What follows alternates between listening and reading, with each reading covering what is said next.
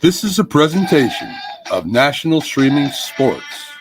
Over 20 podcasters, 70 weekly shows, and a 3.4-star rating on Roku TV.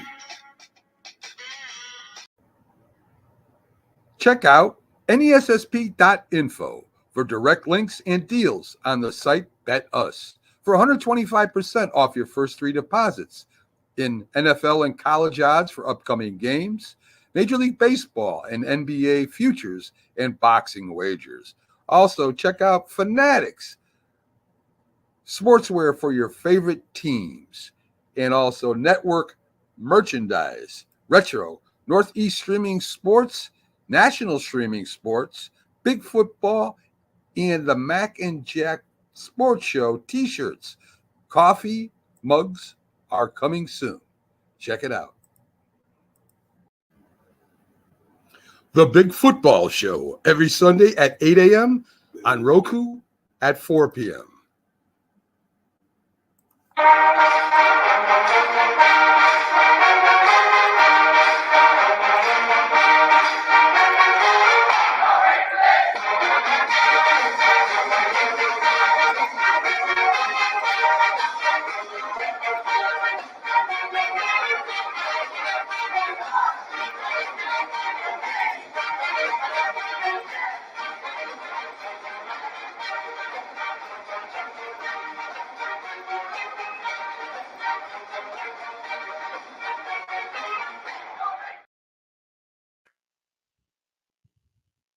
Yeah, I'm ready for this, and I hope you're all ready for this too. Good Sunday. It was the Big Football Show, kicks off at 8 a.m. every Sunday on YouTube, and we're on Roku at 4 p.m. And like the commercial said, check out nessp.info for all that information. We've got a QR code to scan to go directly to some of our sites out there. So check it out. We have the Philly sports guy in early with us today, and of course, we'll have Keith Engel up in a few minutes. First, what I want to do is get to the NFL news, and we'll do that right now. Now it's time for NFL news on the Big Football Show.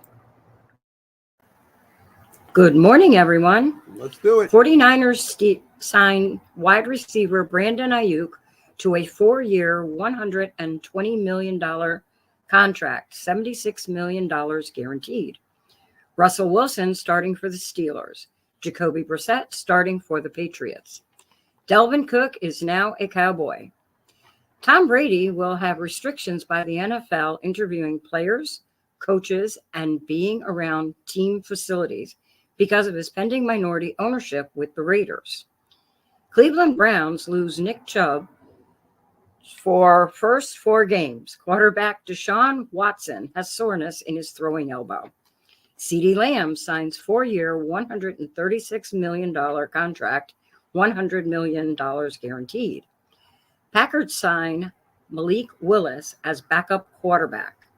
Chiefs sign Bailey Zappi as backup QB with wide receiver Juju Schuster. NFLPA has vetoed the revised emergency third QB rule, allowing teams to evaluate a bona fide QB from practice squad to 53-man roster and back down to practice squad an unlimited number of times. And that's your NFL news. Boss Linda. Listen, folks, we don't have Sonia in today. She's a little feeling under the weather. James has some personal issues to take care of, but we do have Keith Engel and the Philly sports guy in with us early today. Is the Philly sports guy is down in Brazil waiting for the game between the Packers and the Eagles. And of course, Keith Engel is our college football expert. And a lot of stuff happened over the Saturday, a couple close games, some really good games, and some really big blowouts too, Keith. But what I want to start with first, I want to get you guys on record. All right.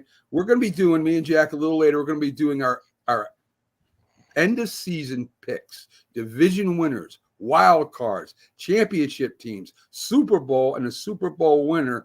And Pags, I know I'm putting you kind of on a spot because you weren't ready for this, but I want to get your I want to get you involved here, and you know, I know the Eagles are going to Super Bowl and winning. So should I just pen that in right now, or do you want to go through the whole thing? We're done. Do we have to pick the Super Bowl right now? Because I have them going to the NFC Championship game, but I also have them going up against Detroit in Detroit, and I think that's going to be a really tough game to win. So I don't have them going to the Super Bowl just yet. Well, you got to make a pick. This is the before season picks. We'll see how we do, and we'll do a point system. We'll see who comes closest. So, what would be your division winners, Pags, in the NFC? Keith, we're going to have you up right after this. All right. So I do have the Eagles winning the NFC East. I have Detroit winning the NFC Central or North. I have Atlanta winning the NFC South. And then I also have San Francisco, but barely winning the NFC West. The other playoff teams. Yeah, your the wild other playoff teams I have are going to be the Rams. They're going to be Green Bay. And as a surprise, I think it's going to be Tampa. Wow. Okay. And who do you have? You have the championship game is who do you have for that, Pags? Detroit. I have the Eagles and the Lions. Okay, so give me your AFC division winners, and then we'll go to the Super Bowl when you're done with that with the AFC. So your AFC division winners. I have Miami winning the East. I have the Ravens winning the North. I have Kansas City winning the West. And then I'm still stuck on Houston winning the South. And with the playoff teams that are going to be there are the other LA team, the Chargers, the Vegas Raiders make the playoffs, and probably the Jets. Okay. Who do you got for a championship out of the AFC, the two teams, Pags? Houston and Kansas City. Okay, so between Detroit and Philly, who do you got winning that, Pags? All right, I'm going to go with my head and not my heart here. I got Detroit winning that game. And the AFC winning the championship between Houston and Kansas City. I got Houston upsetting Kansas City. And if you have to pick a Super Bowl winner today, who would it be, Pags? The Detroit Lions. Okay. All right. All right, Keith. I know that sounds very odd coming from me. Up next. We're having a lot of not different. At all. I'm kind of refreshed. So, what do you got, Keith, for your either NFC or AFC winners and wild cards? Well, we'll go in the same order. I've got the Cowboys winning the East. Okay. The Lions winning. Pags isn't gonna like any of my picks, I can tell you right now. Lions in the North, Bucks in the South, 49ers in the West. Wow. My other wild cards, I have some surprises here. Bears, Okay. Packers, and the Giants. What are you reading over there? What are you drinking? Are you drinking early this morning, Keith? I drank yesterday. So The only surprise is that your surprise pick. Yes. Okay. Championship. Championship game. I have the Packers and the Lions, Okay. and the Packers winning. All right. So the Packers go into the.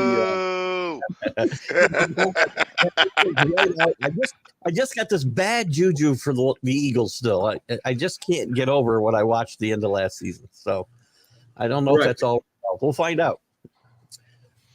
Okay. AFC. I have the Jets, the Bengals, Okay. the Texans, and the Chiefs in the West. And your wild card teams, Keith? Bills, Ravens, Jaguars, Okay. Chiefs and and- your Chiefs and championship for the Bengals. AFC. Chiefs and Bengals, Okay. and the Chiefs back to the Super Bowl. So you got Green Bay versus the Kansas City in the Super Bowl. Who wins that, Keith? I am going for history and Kansas City three-peats. Wow. All right. And like I said, me and Jack will give it our picks later on in the show because we got to get, of course, we got to get to the. Pegs and I are going to be way apart, by the way, no matter what happens in this. Way. Yeah. Mac, I just want you to realize one thing. If what Keith says comes to fruition, they're going to have the same quarterback, Daniel Jones, next year going forward in all probability. Because if they make the playoffs, it means he probably had a good year. Yeah, well, well, that would be a double surprise. Hold on, pick for he me, so. took Giants. He took the Giants. I didn't even hear that. I guess I had selective hearing about the fact you took the Giants. We thought you were a good sports guy here. Like, I mean, come on now. What are we talking about? I didn't take the Patriots.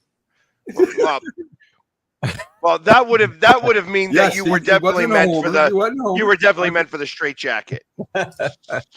You got to have a surprise. There's always going to be a surprise. Yes. So anyway, two in there, but there is always a surprise, and I'm surprised, Keith. And listen, I appreciate it. I mean, that I didn't even pick that. Anyway, so let's get into college last night, Keith. A lot of people thought Clemson might be a little bit better this year, and I know it's only game one, but man, they went up against Georgia, and really, Georgia really took it to them. It's very obvious that Dabo Swinney's refusal to dive headfirst into NIL and the transfer portal has really decimated this program. And the athleticism, the difference in the athleticism alone in a field yesterday was just unbelievable. Georgia's really good, don't get me wrong, but Clemson has really fallen a lot in the last 3 years. And they'll win some games because the ACC is going to be kind of wide open, but this is not even close to resembling what Clemson was. Chief, let me ask you, Dabo Swinney, why is he not doing it? Is it stubbornness? Is it principle or what? Yeah, it's basically principle. I mean, again, you can stand on your principles all you want, but when everybody else is going by you at 100 miles an hour, you have got to adjust, and he will not do it. And it could cost him his job at some point because you've got to compromise when nothing's going to change just because Dabo Swinney stands his ground. Nothing's changing. So, and everybody else is playing a different game. That's what it comes down to. So you had Georgia doing that at Clemson. Tennessee just tears Chattanooga apart. I mean, they shouldn't even be playing each other as it is. Ohio State, some really good wide receivers over there as they beat Akron 52-6.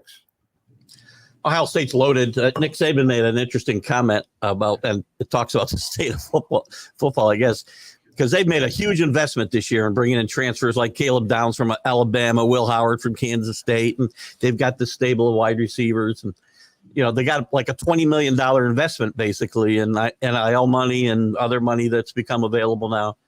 And he said, I guess I won't say the whole thing he said, because he basically said $20 million a spending spree is fine as long as you spend it on the right guys. If not, you got the shit. Sorry, but that's what he said live on TV yesterday. He got his first soundbite yesterday on game day.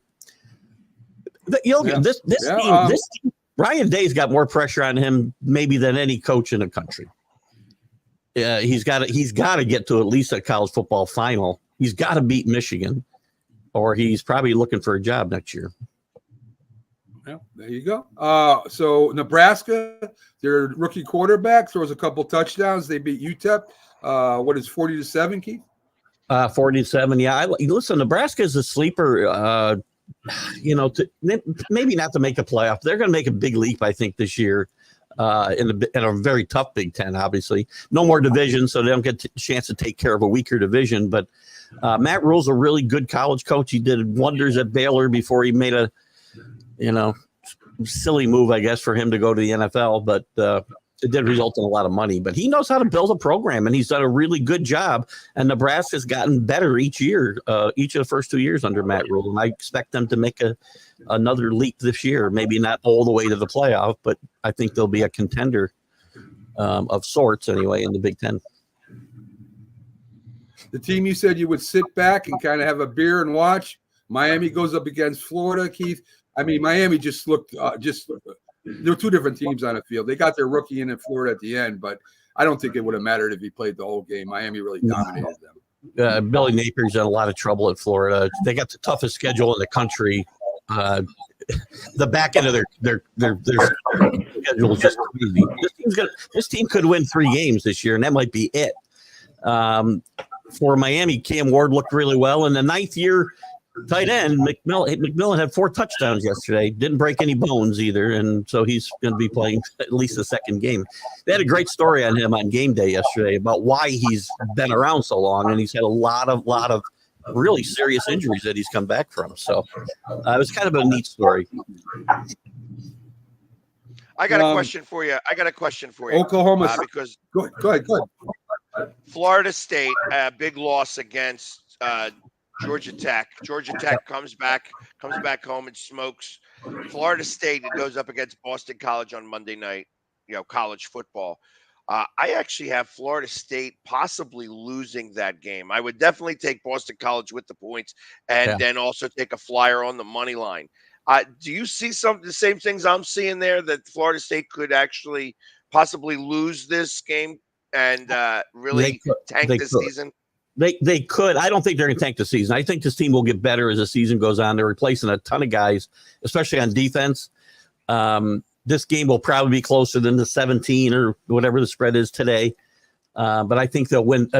BC is going to be, again, I think there's a lot of teams in the ACC that can surprise you on any given Saturday. Bill O'Brien taking over at BC is a big deal. I think he did a great job at Penn State when he took over there under really bad circumstances. I think they'll be a much better team. And I think they could give Florida State a scare, though. I still think Florida State comes out of the ACC as a champion. Okay. But probably 2 losses at least in the conference and maybe 3 overall. So it's going to be a very that conference is going to beat each other up probably all year. Were you surprised, Keith? I mean, you're kind of down on Penn State because they can't beat Ohio State. They can't beat Michigan. I mean, they played pretty well yesterday. You think they're a little bit better this year than you thought? Off of yesterday, yes. I liked the West Virginia with the points yesterday, and Alar played really well at quarterback. They put up a brand new offense in at Penn State, and they were pretty dominant at times. They still listen, and this is an old rivalry, right? That they haven't played every year because of realignment and whatnot. But to go to West Virginia, which isn't an easy place to play, they played really well. And James Franklin's not going to win me over until he beats a top 10 team. Or Ohio State or Michigan. His record is just atrocious against top 10 teams, specifically Michigan and Ohio State. Yes. And, of course, Michigan does their thing. It didn't really look like they lost anything, losing the coach and the players. I mean, it's Fresno State. They were supposed to beat them, Keith. We surprised they beat them as bad as they did. I thought they would be. I think they should have beat them probably by more. I don't think they only won by. What did they win by? Wasn't it only 30 to 10? 30 to 10. It was 20. Yeah, 20 points. Yeah.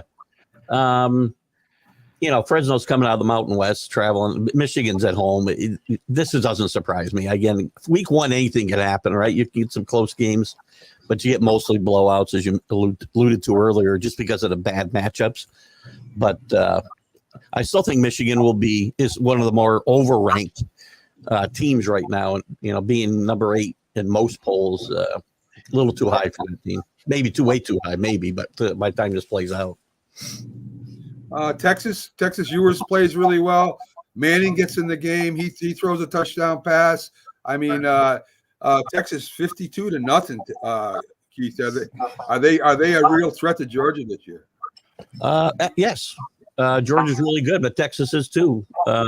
Manning gets his first ever touchdown pass. He's going to play a little bit more, it would appear, this year. And Scorsese has said as much, but you got to pick your spots because you're not going to bench, one of the better quarterbacks in the country and a Heisman Trophy candidate. But Texas is loaded, so Georgia's good. Georgia will still win. I still pick Georgia to win the SEC, but I think it will probably come down to Georgia and Texas, unless Alabama is better as the year goes. Playing Arch Manning and giving him the work he needs, it's kind of like a fine line because they're not going to put him in unless Texas safely has the game in hand because they don't want a quarterback controversy with Quinn Ewers. But once he gets in, if he throws the ball, they're going to have a very big lead. So he's even limited the time he gets in late in the game. Well, he needs to be ready. They need to keep him ready because Ewers has had some injury issues throughout his career. So they need that backup to be ready. Yeah, it happened last year, actually, but they didn't go to Manning. They went to the third. He was a second stringer. He's transferred out now. I can't think of his name. Mick something. But look, they got two great quarterbacks. I think Arch Manning, he'll be the guy next year, and I think he'll still have a pretty good college career for a year or two before he heads to the pros. Oregon got by Idaho, Keith, and it was a lot closer game than it looked like. I mean, the Idaho had them. What was it about the first half? They were right in that game. Yeah, Idaho not a big power in the college football world, but they gave Oregon all they can handle. And again, it's tough this first week. We don't know what we're going to see. These teams they don't play preseason games, like the NFL does, even for what they are. It's mostly scrimmages with themselves. So you don't know exactly what you're going to get. And it might be good for a team like Oregon to get pushed a little bit in this game as they head towards their Big Ten season. I think they'll still have a very good season and very likely, in my mind anyway, I see them matching up with Ohio State in a championship game and potentially winning. Wow. All right. So Alabama does their thing. Again, Western Kentucky, 63-0. Both Mississippi's looked really good, Keith. Mississippi State and Ole Miss. Oh, yeah. Ole Miss is another team that's like all in this year. And they've got a veteran quarterback in Jackson Dart. And the king of the transfer portal is definitely Lane Kiffin. He brings in, they got so much talent on offense, and they've improved the defense a bit. I mean, but he has not beaten Georgia. He has not beaten Alabama. And he's going to have to do that, at least beat one of them probably to get in the playoff. I do expect this team to be in the playoff. I think 5 teams get in from the SEC. Wow. Got a good start for both those teams for sure. Last one I want to talk to you about a little bit is the Notre Dame game against Texas A&M. I mean, I wasn't impressed with either quarterback, to be honest with you, Keith. Texas A&M quarterback looked lost out there. Our new transfer portal guy, I mean, he ran better than he could throw, it looked like. And, the only thing I took away from Notre Dame is got a young offensive line that will get better as it goes along. Their running game looked good. Texas A&M's running game looked good. But really, both quarterbacks struggled. Yeah, it was an ugly game, and you got to look at. You go to College Station and win. That's a good win, no matter how you come out of there. And I said if they win last night, that Notre Dame's got a great chance to run the table. And I haven't changed my mind because the only teams that I think on the schedule that should have a chance to beat them would be Florida State and potentially USC. But I don't see USC having a very good year this year either. So this team could very well run the table, but it really won't matter to Notre Dame if they go 12-0 or 10-2. They're going to get in the playoff, and they can't get a bye in the first round because they're not in the conference. So, the best they can do is the fifth seed. But I think they should easily get there. And it's going to be a matter of whether this offense gels. They're better. They've got better offensive skill position players than they've had.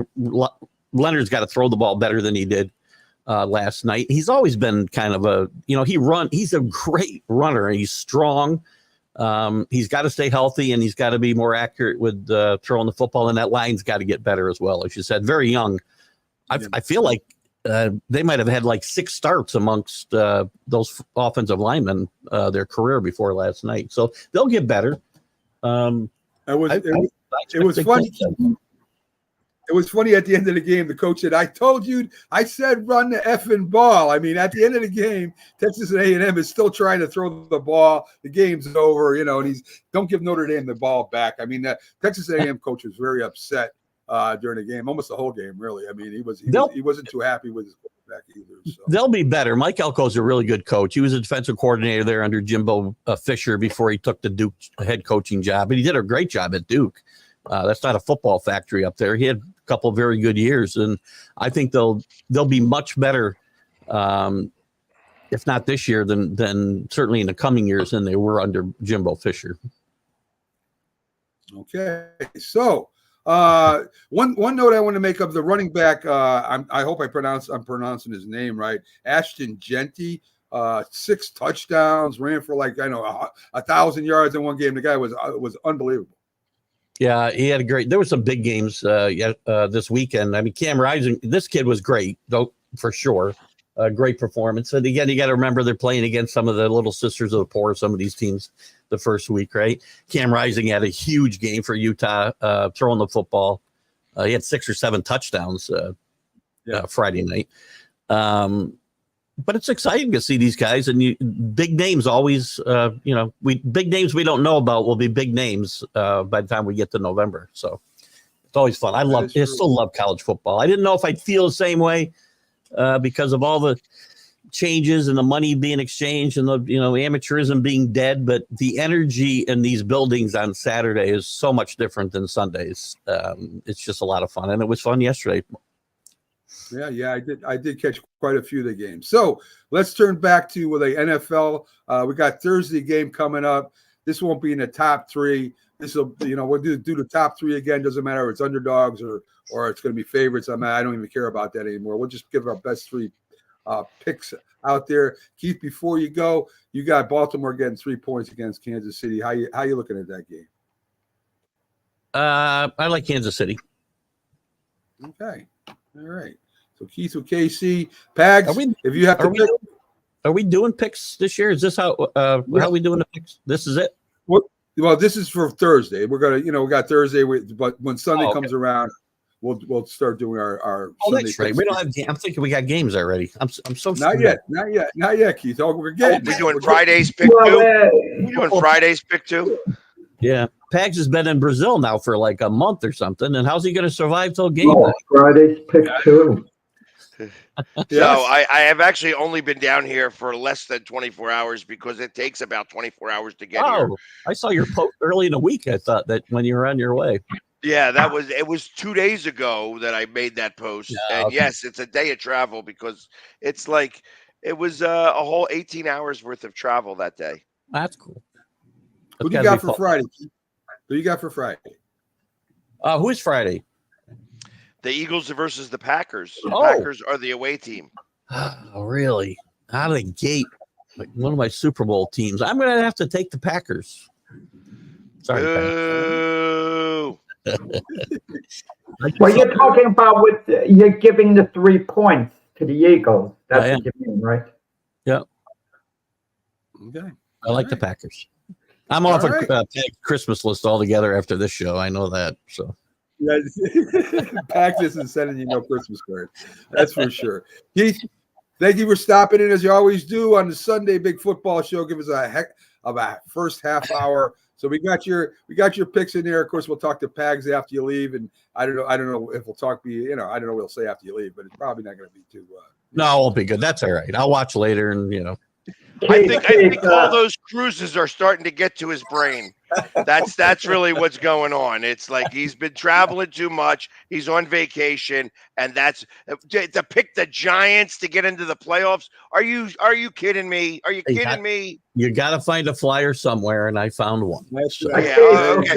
I tell you what, you could have held your breath, and you might actually score more points than the Giants will this week. Yeah, Or but if this- I took this a year. different one, I wouldn't have got this fun reaction. So I took the Giants. That's right. Don't worry, Keith. The Eagles aren't making the championship either. I'll give you my picks later. Have a good one, Keith. We'll see you there. Have fun. Yeah, all we'll right, see you take next care. Thanks. Have fun. Thanks, Yes. Keith. All right, Keith Pags, are you Dango. on the beach now? Is the beach behind you? Yes. Oh, Yes, nice it's- view. Yeah. Yeah, All right. it's all So beautiful it's back going to there. be fun. It's going to be a lot of fun for Pags down there. You ain't going to want to come back. You might end up, buying something out there, and maybe I'll run for governor of, where you at again? Governor They of are I'm right Oh. now. I'm in Rio. This is There you go. San Calissimo Beach or something like that. This is on the backside of Rio. Like there's a bend that goes around. There's mountain that juts into the ocean. We're on the backside of Rio, so the back end bend. All right. So what do you got, Pags? What do you got for the KC Baltimore game? Who you picking for? I have that? Baltimore winning this game. All right. Pags with Yeah, I Baltimore think and the Eagles. I think that Kansas City comes out of the gate a little slow, similar to last year. I feel that, especially because Kelsey's older, he needs to take a couple of weeks to get himself back up to speed. And I feel that they just still don't have the receivers. I know that they have some better receivers, but not much better. So I Yeah. kind of think that Baltimore is going to be the more prepared team in this game specific. What do you think about this game, Jack? Who would you be taking? Baltimore getting 3 at Kansas City.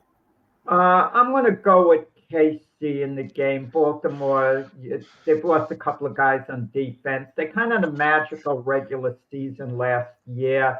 Kansas City wasn't good during the regular season. They floundered. They weren't consistent, but they got it together during the playoffs and won 3 very close games, that they could have lost, culminating, with Super Bowl.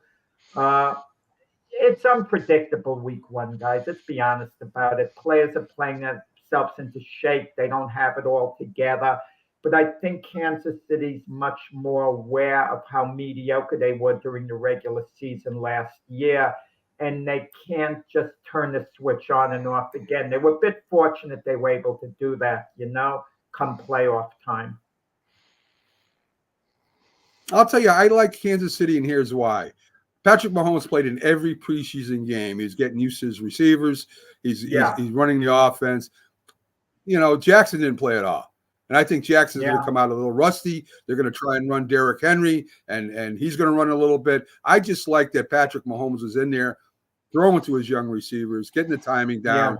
Yeah. And, he played a lot during the preseason. So I think that Patrick Mahomes has a little bit of advantage for this first game anyway. So I'm with you. I got KC -3 too. I love that you guys all picked against me because just like last year, when you guys all picked against me, I was the winner. Well, so no, you were the winner. I was the winner. No, I know because I didn't get counted because I missed a week or two. But I had more wins than you did, even with missing those weeks or two. No. Yes, I did. Yes, I did.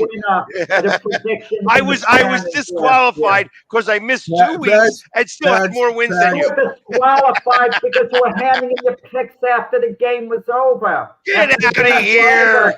I will receive your emails. Have you been in the boxing ring here, Jack? Pags did miss. I know Pags missed like 3 or 4 weeks, so we couldn't count him. Hopefully, he didn't send me his. If he sent me his picks, I would have counted them. I'll do better this week. Yeah, the percentage-wise, Pags was up in the top 3. I'll tell you that. But you did win percentage-wise and with the games, Jack. So you had a good year last year. So let's get to the Eagles, Pags. Eagles, Green Bay. I mean, again, I saw Jordan Love playing a little bit. I don't think I saw Jalen Hurts playing at all. In fact, your first team, I didn't see play too much at all during the preseason this year. You think that's going to hurt the Eagles in its first game? I think it's going to be a sloppy game. I think these first 4 games of the NFL season are what the preseason used to be. So I kind of feel that these games count, of course, but it's definitely going to be a preseason vibe. I think it's going to be an ugly game. I think it's going to come down to the playmakers. And to be honest, I feel like that we just have more playmakers than Green Bay does. Okay. So you're going to take Philly and you're going to give the points.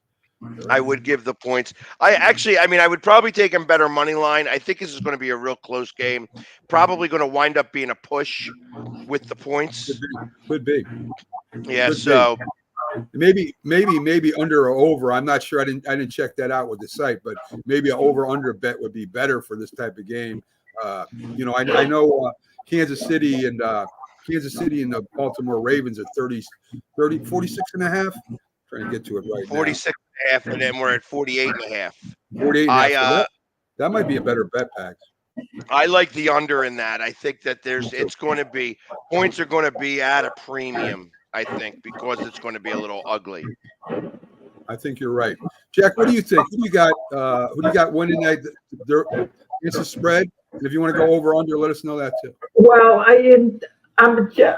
agree with Pax. It's going to be a sloppy type game. Something bothers me about this game. I could see a 27-24 game. I don't think points are going to be the premium, Pax. I can't see a 17-14 type game where the defenses are dug in. I'm sure both teams are going to break a couple of big plays at some point. It's one of those where I feel the Packers can win 27-24, but if forced to wager with the points, I'll go with the Eagles because I'd rather have the 3 points in my pocket with the Eagles in this type of game than to give 3 points with the Packers. But it's a toss-up game going, and I think it's going to be a bit sloppy. And I think the Packers are going to be a much better team in the coming weeks after this game. But opening game, and it's in Brazil. Are the players distracted in Brazil at all, too? That's an element to think of. The travel, not being close to home. What's the mindset exactly? But the thing that bothers me about the Eagles, the way they finished last year, it was awful. And now we're supposed to believe everything is corrected, everything is good. Maybe it is. But when you finish the year that poorly, the way the Eagles did, you have to ask yourself, well, which is the real Eagle team? The one that finished the season so dreadfully, or the one before that was winning games, maybe just on talent, and went to the Super Bowl and perhaps should have won it the year before? So it's one of those questions, will the real Eagle team stand up? It's not what they were. It's what they are now, and I'm not sure. I'm not sure what the answer is. So going on that logic, Jack. So that would mean that you kind of feel the same way about your Jets, since your Jets finished so poorly. I mean, ultimately, Aaron Rodgers is still only one man, but the rest of the team still got to be able to perform around him. The Eagles basically quit at the end of the year. You saw Jalen Hurts in the playoff game against the Buccaneers sulking by himself. That's not what a franchise quarterback does. I mean, I have to assume he's a different guy this year because he's had an excellent pedigree, in his college career with the Eagles before that. They made certain changes too. Maybe the chemistry is going to be good because of the changes, but where's the leadership exactly coming from this year? Is it coming from A.J. Brown? I can't imagine Hurts being the ultimate leader where everyone's going to rally around him as far as from a leadership perspective. Then maybe they'll rally around him on the field. Saquon Barkley is giving them great energy. Not having Kelsey there, not having, Fletcher Cox there. I mean, I don't know. Sirianni doesn't strike me as a strong coach that has the team under control completely. There's talk of his job security if they get off the slow start. The players read this stuff. I mean, it's question marks around the Eagles. Maybe they're going to answer the bell and they'll be great this year. Or maybe they're going to pick up where they left off and it's going to be a long season. I just don't know. Well, I'm going to go with the Eagles, Pags. I think that we could say how the Eagles kind of fell apart at the end of the year, and there's no doubt that they did. But you can also talk about how the Packers won really 7 games that looked good in 7 games. In the beginning of the season, they really didn't look that good at all. In fact, the Giants beat them. So I don't expect. I think the Eagles are more of a veteran unit, and when you have a veteran unit playing together as many years as the Eagles have now, I think that gives them a little bit of jump in the beginning of the season.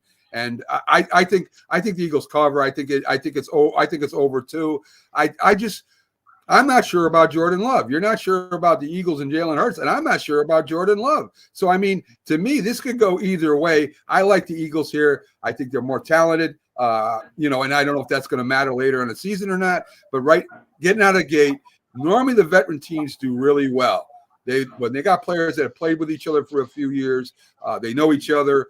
I just like the Eagles' experience here, and I think that they cover, no problem at all. So I think with the Eagles, I think the biggest factor could be their defensive coordinator, Vic Fangio. If Vic Fangio has them playing great, all together, cohesive unit, yeah, they're going to be a really good team. But does he have, all the players like Bryce Huff from the Jets? He was excellent with the Jets, but the talk was he was a rotation player. He was great within that system. And already Fangio was complaining about Huff, he's not really completely getting it, and he, no offense, but he's not another Hassan Reddick, to expect him to do what Reddick did might be a bit of a reach. I agree. I mean, obviously Hassan Reddick is doing really well. Good things for you guys, right? Well, the season hasn't started yet, so yeah. But you're abandoning your guys with the Eagles when they leave. I mean, where's your loyalty towards Reddick? And listen, I told you, didn't I tell you that Reddick was becoming a cancer in the locker room?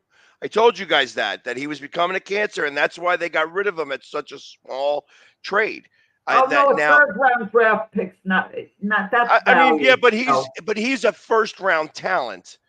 He's a first-round talent when he's playing. At age 30, I don't think anyone gives a first-rounder for a 30-year-old player, unless it's perhaps a quarterback. Well, but either way, I think that's good. I'll go in between both of you. I think Reddick is a second-round draft pick. He's up near the leader in sacks in the last 5 years. He can play 3 downs. He's not a guy that rotates in and out. He can play every down. I think you could get a second-round pick for him. But it's not the Eagles' problem no more. It's the Jets' problem. And, listen, I really think that the Eagles will start out fast again this year. I really do. And I think all veteran teams that have been to a Super Bowl championship do that. The question is what's going to happen near the end of the year. Does something else happen in the Eagle locker room, which maybe they didn't figure out? Maybe they have. But we shall find out. That's for sure. So, Jack, let me give you James. As I said, James couldn't make it. He's got some personal issues So James picks Philadelphia, Detroit, Atlanta, and San Francisco as division winners. There's one thing that you're going to see here. There are always homerisms going in here because it's a wild card. He's got Dallas, Green Bay, and New Orleans. So New Orleans to him is going to be a wild card team with all the great middle of the pack teams. He thinks New Orleans is going to get in there.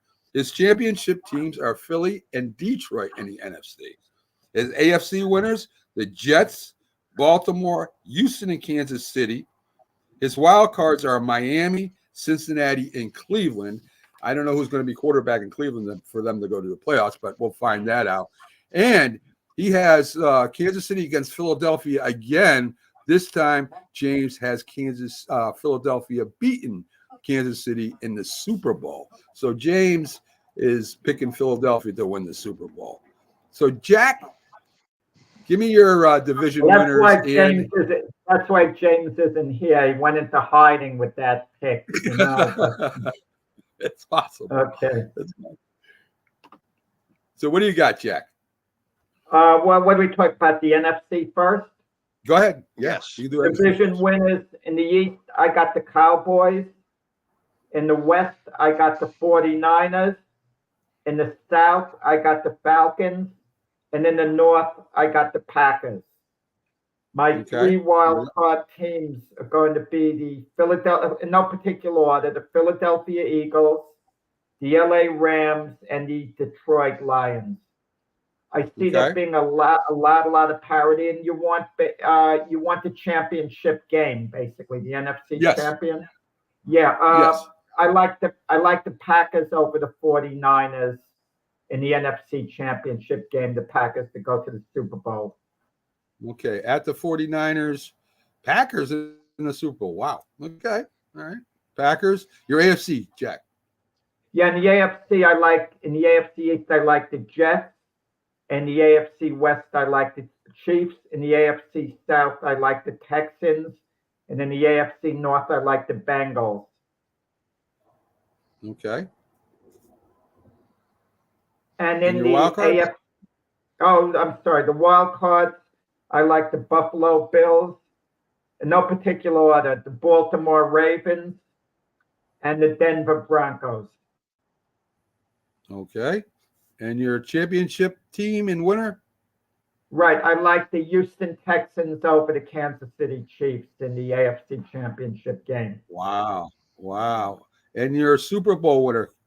I like the Packers over the Texans. Yeah, that's Green Bay is a Super Bowl winner. I Okay. I felt kind of betrayed in a funny type of way because I had these picks set. And then I'm watching ESPN and their analyst, the former Jet GM Mike Tannenbaum. He came up with the same pick, and I thought I'd be the only one making a prediction like that. And I go, what? It's like he stole it from me, but obviously he didn't steal it from me. All right. So Sonia, of course, all of you that don't know Sonia's on here every Sunday too. She's our kind of our sports lady network, the football lady on Sundays, and she seems never to give me complete answers. So I'm gonna give you what I got from her so far. She didn't give me the Super Bowl winner championships games. She has in the AFC Cincinnati, Houston, Kansas City, and Buffalo as her 4 division winners. She has Cleveland, the Jets, the Chargers as her wild card teams. Her division in the NFC is Detroit, Tampa Bay, Philadelphia, and the 49ers. And her wild cards, Green Bay, Dallas, the Rams, and that's as far as she went. So I got to get her. She's watching this morning. You got to give me the whole thing, Sonia, before Sunday, or it's not going to count. So that's what she's got so far. So I'll give you mine. Guys. Oh, go ahead. I'll give you mine. And what's that? Okay. No, All right. I just wanted to say something. My teams. What, Jack? Say it. Say it. No, because every time I want to say it, you start up again, Mac. To come up with your picks. I'm trying to give. I know. Listen. I know you got the spotlight. You said your thing. You don't want me to say anything. I understand. I'm gonna give you my division winners, my championship and Super Bowl. Can I do that? I'm waiting. All right. So, oh my God. I didn't say I got anything, the 49ers. Again. Mac, you're trying to buy. All right, there we go. Now maybe I can talk. Maybe. There. Now he's muted. Now I can do what I got to do. So I got the 49ers, the Eagles, Detroit, and Atlanta as my division winners. Wild cards, the Rams, Green Bay, and Dallas. The championship game, I got the 49ers against Detroit, and I got the 49ers winning. In the AFC, I got Cincinnati, the Chiefs, Texas, and Miami. Wild cards, Baltimore, Pittsburgh, and Jacksonville. The championship, I got the Chiefs against the Texans also. And I got the Super Bowl, I got Houston going up against the 49ers and Houston winning. How's that? Oh, wow. So we both picked the those are my Texans picks. to go to the Super Bowl. You have them winning the game. I have them losing it, but we both have them going there. Okay. I got them going Yes. third. I had you Houston got 'em going going as third, well. Mac. So yeah. So Yes, you do. Houston's the big All right. pick. So anyway, so a lot of people. Yeah. And I think Houston has a shot at definitely taking KC out. They're that good Thanks, of a team. Gene, I appreciate that. I think they can win the Super Bowl. That's Gene saying that I look like my I old man. wanted to know, There you go. Rex So that's my Ryan. pick. Rex Ryan is picking the Jets to win the Super Bowl this year. Rex Ryan. Well, what else? Yeah, well, yeah. Rex Ryan. Who cares about Rex He's been Ryan? he's Rex been Ryan playing with his wife's is, feet is too a much. total idiot sometimes. Yeah, he's been playing with his Let wife's me ask feet. you guys this. Okay, in all right. So reverse. anyway, Who's we gonna- do in have. reverse. Go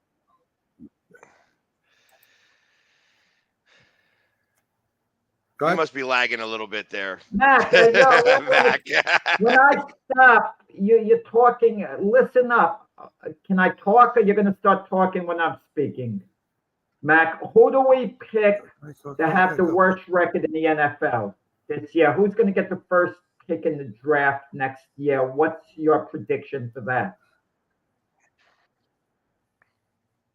Mine I have 3 teams is vying the for it. Carolina Panthers.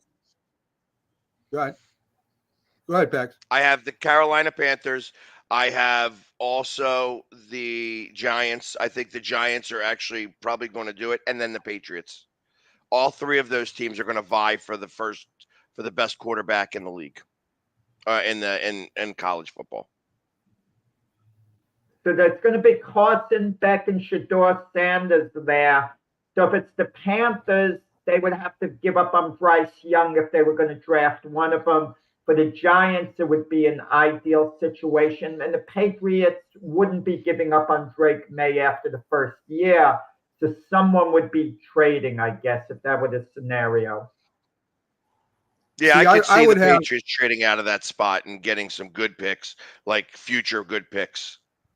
Yeah, I listen. I would have Carolina. I don't think the Commanders' offensive line is terrible. I think Jaden Daniels is going to be running for his life. I don't think they're going to do that much over there at all.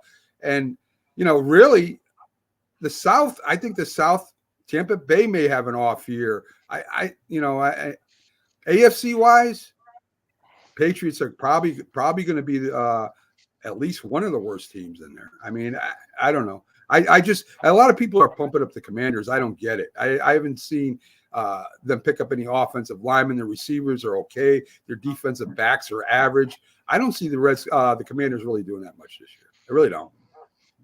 Yeah, but I think that they actually surprise teams and win a couple of games. Where I don't think that I got the Giants. Like I said earlier, maybe a couple of weeks ago, last time I was on the show, I got the Giants not scoring touchdowns.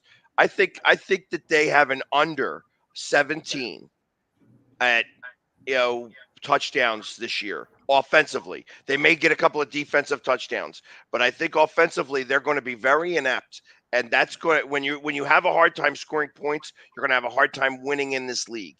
And I think that that's going to be the problem that the Giants run into. And I think that Washington actually is going to be able to put some points on the board, even as inept as their offensive line is. See, the thing, of course, I follow the Giants all the time, Pags. I like Neighbors. I like their young tight end. I think Hyatt will step up a little bit more. I love their slot receiver. The biggest problem, of course, is going to be Daniel Jones. Is he gonna play as good as he did a couple years ago with weapons? That's you got to even go further than that. The offensive line is still very, very shaky at best, and I think that's going to hinder Jones. They improved, Pax. They picked up a pretty good, couple good offensive line. They got Runyon from Green Bay. They picked up the tackle from the Raiders. I mean, and they still got Thomas there. I think they've improved a little bit.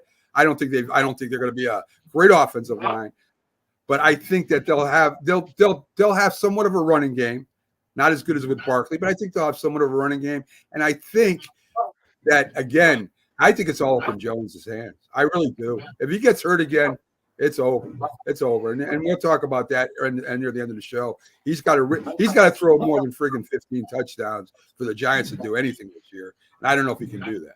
That's my concern. I agree. I don't think that he can. And I don't think that the running game is going to be any good.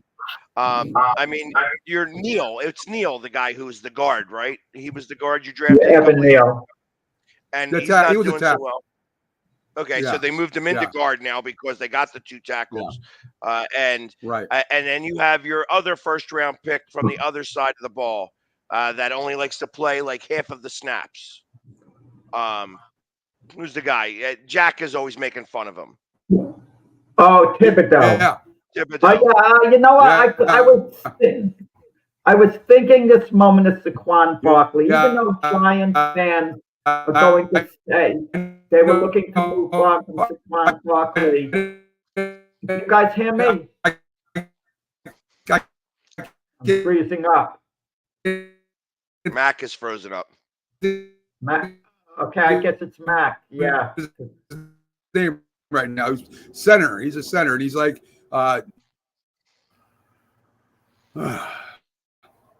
yeah, Mac. You were all Okay, now Mac. Mac, say something. yes. Okay. Yes, good. I was you were frozen. frozen up there, Mac. What I wanted to say is this, Yeah. and this will be of interest to Pags and you too, Mac. Giant fans are going to have the attitude, okay, we got to move on from Saquon Barkley. But every time Saquon Barkley has a big game for the Eagles and the Giants struggle, there's no way to avoid the loss of Saquon Barkley and how that's going to come back to haunt the Giants front office, okay? If Saquon Barkley has a monster year, which he's fully capable of doing it, if he stays healthy, he's having a big year for the Eagles with all the weapons that they have, a very big year. And imagine when he returns to the Meadowlands and he runs it up against the Giants. Eagles win On my birthday, October 20th. The Giant fans Well- are going to turn on their own team, on their own front office. Well, I mean, the it could get ugly. way you handle that is by winning, right? I mean, if you're losing in Saquon Barkley, if you're 3-6 and Saquon Barkley's doing great, then they're going to turn on the team. If the Giants are playing 500 at that point and they're doing okay, it's not going to be as bad, Jack. I mean, the way you solve anything like that is by winning. You can't. Well, I mean, I tell you, you can't cry. Pat, let me finish. You can't cry over somebody leaving. He's gone. You got to push on, and the Giant fans can be upset all they want. The way you solve that is by going out and playing good football. So that's the way you solve that. Go ahead, Pat. right? But the Hard Knocks did not make the Oh, Giants it's look good. They terrible. made them look inept, and Yeah. that ineptness. If they come out and start out 0-2, the fan base may turn on them right then and there. So the Giants need to show something in week 1 specifically. I think they need to go to the back of the playbook in week 1 to try to do anything they can to put points on the board. Because if they come out and they lay an egg and only score like 13 points or 10 points or less, I agree. you're going to have a serious issue on your hand from Giants fans. I agree. We're playing Minnesota game 1 at the Meadowlands, and Brian Flores, he has the defensive coordinator of the Vikings. He has a good defensive unit there. I mean, it's going to be difficult for the Giants in that game. Well, they got Interestingly Minnesota. enough, Well, both of those Minnesota is teams not- need that win. Go ahead, Pax. Minnesota is not a powerhouse. Neither are the Commanders. I mean, if they come out of there 0-2, I agree with you, Pags. They're gonna be yelling about Shine, because that whole Hard Knocks thing was about Shine. It was all about he was the starter thing, and that curse may come back and get him. So I know Pags has got to be leaving here soon. We're gonna take our break. We got Just Ask Jack trivia question coming up here, and this will be it. Let's see. I want to keep my perfect winless record intact. Okay, let's see if we can do that. So, here you go, Jack. We'll be back after the commercial for the answer. Who was the youngest player in NFL history to be inducted into the Hall of Fame? So that will be our question for Jack when he comes back. And Jack looks like he's already thinking. Jack, take your time. I mean, we'll come back after the commercial. Pags, I want to thank you for stopping in. Great to see you. And again, if you can't make any shows, send me your picks, all right? I will do my best. I probably will get them in there. I expect that I'll be able to make the show on. Well, I won't know if I might still be in the air. So I'll send you picks. Right. Awesome. All right, that sounds great, Pags. Thanks, Have a guys. great time down there in Rio. And Hopefully take care, I my friend. So we're gonna come back on the other side of this. And again, who was the youngest player to be inducted into the the NFL Hall of Fame, Jack. That's going to be yours when we come back, right after these messages, folks. I'm Mac McGrath, CEO of National Streaming Sports, and I'm excited to tell you about our Roku Sports channel. Already has over 12,000 followers, 20 podcasts, over 70 weekly shows, and a 3.4-star rating. Our channel is anchored by great morning shows, afternoon shows, and nighttime shows with great shows in between. Specialized shows with our experts in all sports. To get National Streaming Sports on Roku TV, channel search National Streaming Sports, tap on our logo. On laptop, tablet, or mobile phone, download the free Roku app, channel search, tap on our logo. For smart TV, order the Roku device from the Roku store, hook it up to your TV, channel search National Streaming Sports, and tap on the logo. National Streaming Sports is brought to you in part by BetUs.com, designed for true fans. NFL odds, Week 1 and futures, college football odds, including Heisman Trophy favorites and playoff odds, NBA odds of division winners and playoffs, Major League Baseball playoff and World Series odds, the National Hockey League Conference playoffs and Stanley Cup odds, and boxing wagers. Betting opportunities include versus the spreads and outright winners, also during the game. Use our link on our website, nessp.info, the Bet Us Opportunities webpage, for a 125% bonus on your first 3 deposits. Must be 21 years old, and remember, bet responsibly. NFL Download with the MacMan and J-Train. In 13 when he took over. So 1 year wouldn't have been enough. And he went down. And he went down 1-15. And he went down to 1-15. And then if he didn't get that draft, who knows what he would have been? And Tom Landry would have never been the coach of the Cowboys. He got worse. He got worse. He got worse. The team got worse under him in the beginning. The first year. The first wrong thing you're saying. The first wrong thing you're saying is them. The Raiders are ready to win. Ready to win what? What are your Raiders ready to win? They're going to win the division. They're going to beat the Kansas City Chiefs. Wait, they did. They're going to beat the Baltimore Ravens in the playoffs. Wait. He's a football coach. He's a leader of guys that are knocking each other's heads off. What is he supposed to tell you? Say kumbaya and hold hands and just sit around and play duck goose? I mean, what are you supposed to do? It's football, man. I mean, he's trying to motivate you, and he really didn't want him. I agree with you. He didn't want him. But that's not his guy. I mean, this is a business. So, I mean, I'm telling you, like, look, you're not the guy that I want. I mean, I don't think you're good. I think you're not the right person for this team. Man up and say, okay, maybe I am the man for this team. I don't.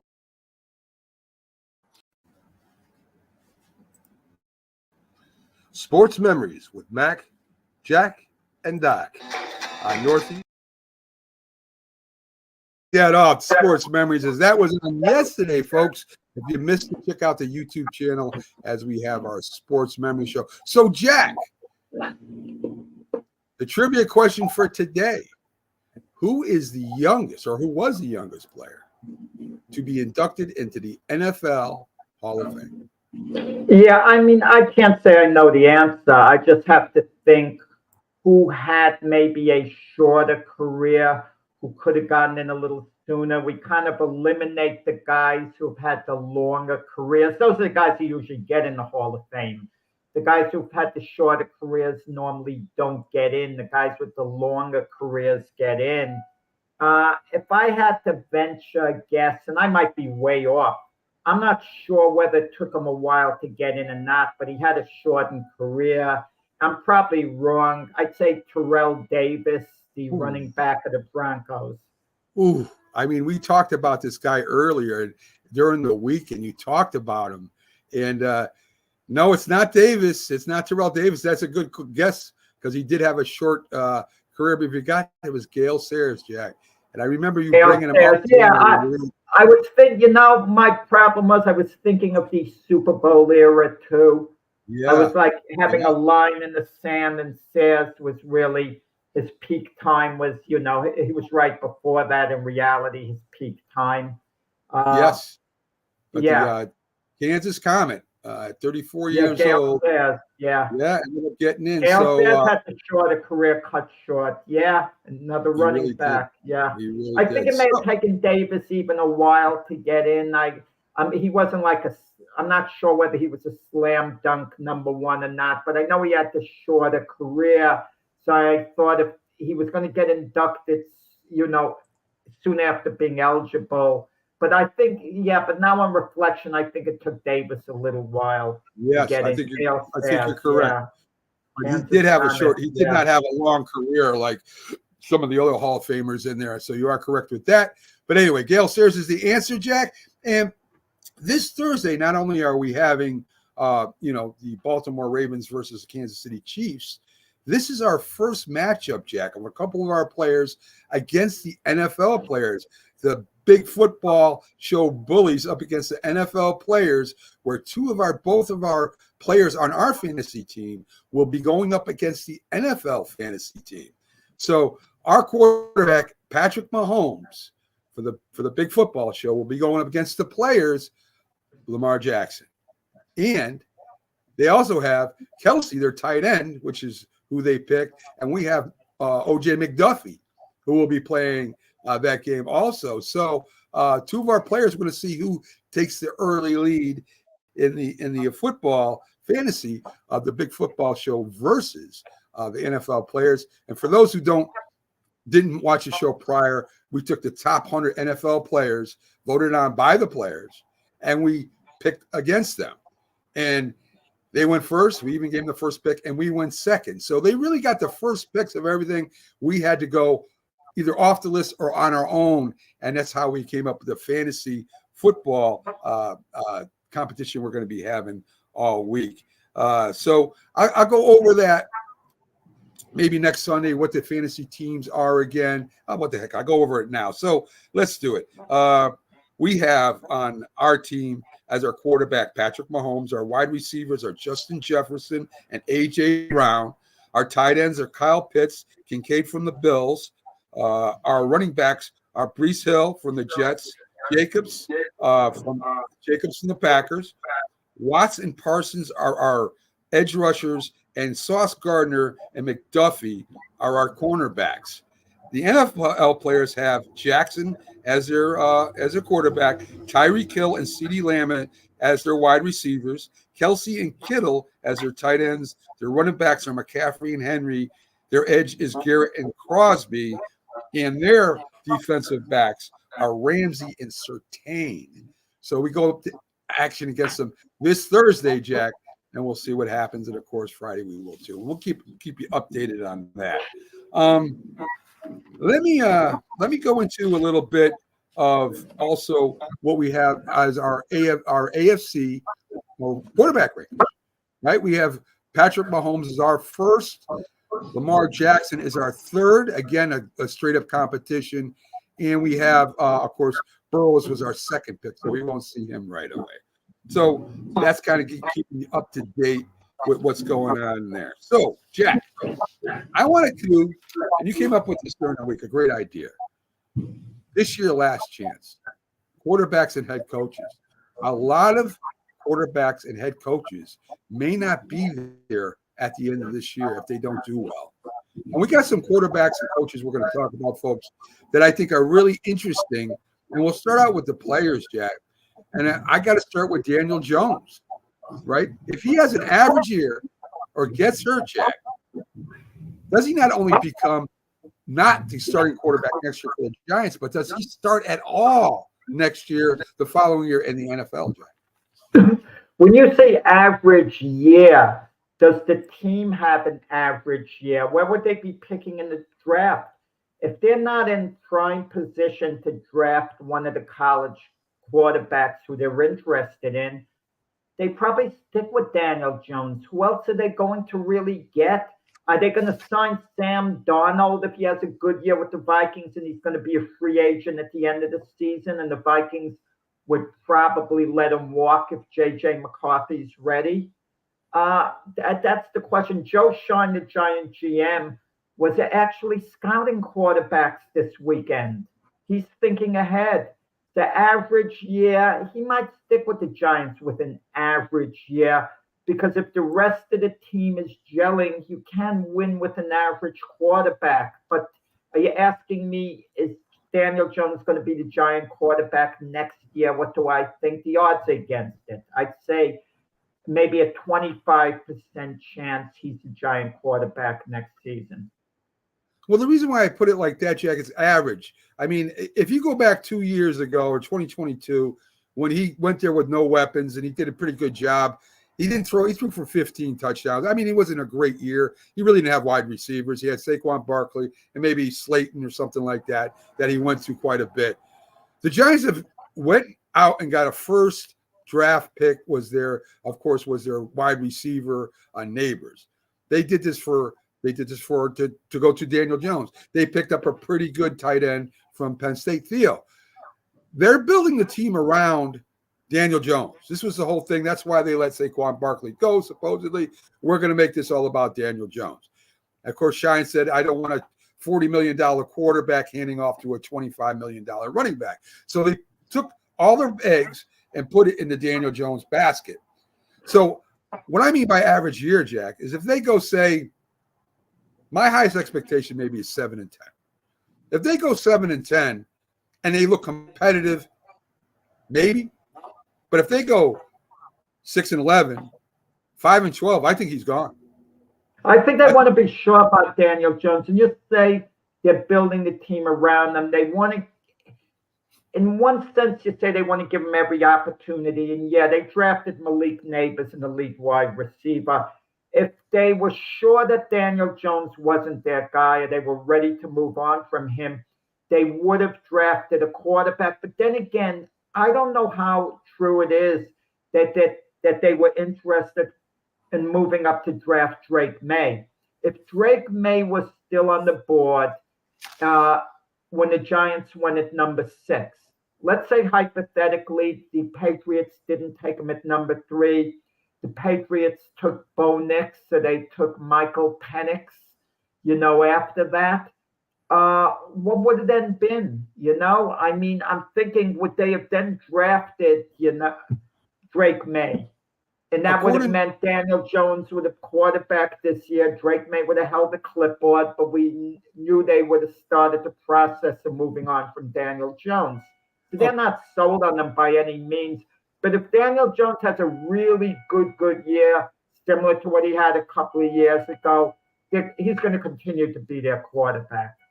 According to Hard Knocks, they wanted to trade with the Patriots in the worst way. The ball wanted a quarterback. So he wanted to get Drake May. They tried to work out a trade with the Patriots to get him. Of course, they wanted Drake May. They didn't want just a quarterback. They had J.J. McCarthy, Bo Nix, and Michael Penix available when they picked it. I was definitely going there, Jack. I don't know why they didn't. Right? I mean, do you take that quarterback with no weapons, or do you get a weapons and then get the quarterback? I'm not sure which is the right way there. So I mean, if you let Malik Neighbors go and go get a quarterback that you're not sure of, they seem sure of Drake May. I don't know why. They seem sure of Drake May. So that's what they wanted to do. I think if he has a bad year, he doesn't even start next year in the NFL. I think he's done. No, but you look at the Giants this year. If Daniel Jones flounders, what's their backup plan? Drew Lock, Tommy DeVito. It's brutal. It could get very ugly. And I'm going to tell you, Mac, a little part of me is thinking if the Giants are really dreadful, they're not really going to care. I'm not talking about the team itself, the front office. I'm talking about the front office, whether they lose a bunch of games, whether they get a worse team in the league, whether they could then draft Carson Beck or Shedeur Sanders. But the danger is if you're a bad team like the Giants were last year, and you fall out of the first couple of slots, you're not getting the guy you want. You're not getting your franchise quarterback in all probability. And Yeah, right and- now, there are two of them that stand out in college who we think are going to make great throws, Beck and Shedeur Sanders. And let's see whether the Giants are going to be around to draft one of them. If the Giants are drafting sixth again, they might not like what their options are. And like I mentioned, Sam Darnold a while ago, if he has a really good year for the Vikings, he's going to be a free agent. And he's going to demand good quarterback money, not elite quarterback money. No one's going to give him the elite quarterback money, but he'll get Baker Mayfield type money, maybe about $30 million a year or thereabouts, not Well, upwards well, of $60 well, million. I That mean, might be an yeah, option for the Giants. you love talking about Sam Darnold. There's going to be other quarterbacks available too. Dak Prescott hasn't signed a contract yet either. So there's going to be other quarterbacks. Possibility. There's going to be other quarterbacks available besides Sam Darnold, but Dak Prescott's going to demand high-end money. So, Jack, Giants aren't going to make him the highest paid quarterback in the game. It's just not going to happen. Russell Wilson, if the Steelers don't make the playoffs, does he ever start again? He's not going to be the starter the whole season at Pittsburgh anyway. It's not a question that he's going to get to carry them through to the end of the year. If they don't make the playoffs, it means in all probability he's struggling throughout the year. At some point, I think they go to Justin Fields to give him a spark. But I'm going to tell you, I think the Steelers situation this year might play out like last year. Last year, they had three quarterbacks, Kenny Pickett, Mason Rudolph, and Mitch Trubisky. Neither of them are back this year. All three are gone, even though Tomlin would have liked to have kept Rudolph as a backup because he'd had a long, tenure at Pittsburgh. I don't see Russell Wilson coming back next year. I don't see him being a backup with the Steelers next year. He'll go somewhere else, even if he has to be a backup, unless he decides to retire. Justin Fields, if he gives him a spark at the end of the year, maybe they move forward with him next year if there are no other options out there. So Justin Fields, I feel, is going to start before the year's over. And depending on how he does, whether or not he's the quarterback next season or not.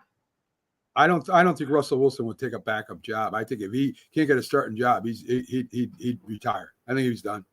So I think at the playoffs, if he don't make the playoffs, I think he's done, Jack. I mean, I would.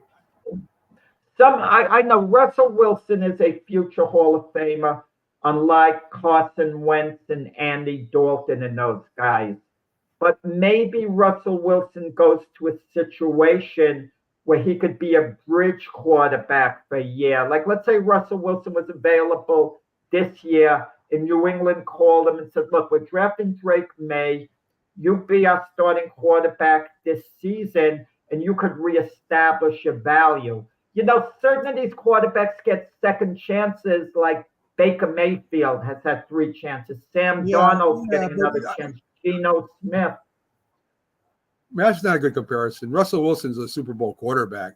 I mean, he's used to being a starting quarterback. Those other ones you named aren't Super Bowl winning quarterbacks. I mean, they're bridge quarterbacks, maybe good enough to start, but they're not what Russell Wilson was.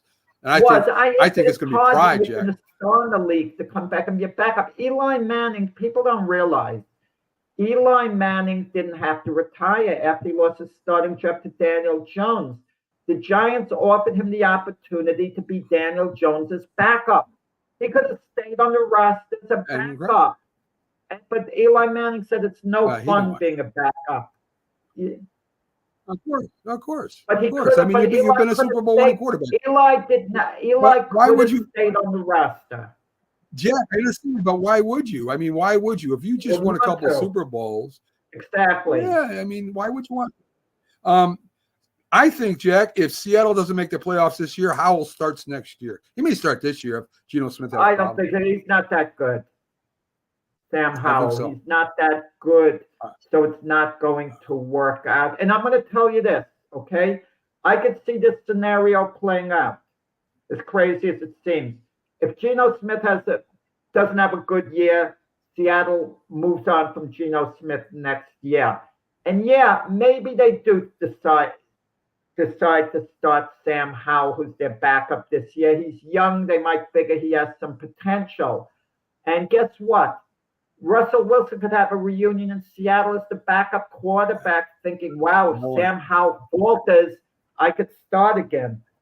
It's, that's a wild thing. I It's not doubt wild. that. Why? I'm going to ask you again. Why would a Super Bowl winning quarterback want to be a backup anywhere? He's already made his money. Why would a Super Bowl winning ages ago? That doesn't matter. It doesn't matter. Why would you want, if you're the lead writer for a magazine and they come to you and say, hey, listen, you're not our lead writer anymore, but this paper over here, you could be just a regular writer over here. Would you want to do that? You tried to reestablish your value. Let's say next season. He's been trying to establish his value. He's tried, Jack. He went to Denver. He's going to Pittsburgh. This is his last stop, I think. I think he's done. If he don't do it here, I think he's done. You can't get inside his head. You're thinking the way you want to think. Well, if I won a Super Bowl, I'm going to be a Hall of Famer. Why would I want to subject myself to this? Why? If you want to keep your career going, that's what you do. You I understand that. Like Andy Dalton, for example. Andy Dalton's not a Hall of Fame. Listen to me. He shared one thing in common with Russell Wilson.